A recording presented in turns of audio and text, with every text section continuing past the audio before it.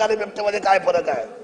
वाघ जो आहे तो समोरून हल्ला करतो आणि वाघ हा जंगलात असतो, पण बिबट हा जन्मालाच येतोय तो ऊसाच्या शेतीमध्ये.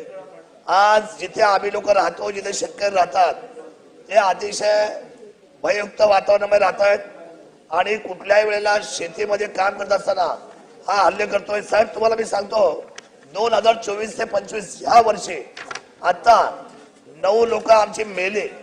लहान मुलं गेली, शालेय मुलं गेली, काय वृद्ध गेली, काय महिला गेली. 9 लोकांना शासनाने 25-25 लाख रुपये दिले. अध्यक्ष महोदय, आज 2 कोटी रुपये त्यांना आले, आम्हाला मान्य आहे, पण जीविताचं काय? हा जो प्राणी आहे हा आहे तो मांजर प्रजातीचा आहे अध्यक्ष महोदय, आणि हा शेड्यूल 1 मध्ये टाकलं, याला वाघ केलंय. म्हणजे मांजराच्या जातीला तुम्ही वाघ केलंय साहेब?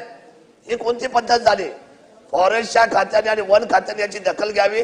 हा शेड्यूल 1 मधला प्राणी जो आहे बिबट्या, याला 2 मध्ये टाकण्यात यावं, त्याची नसबंदी करण्यात यावी.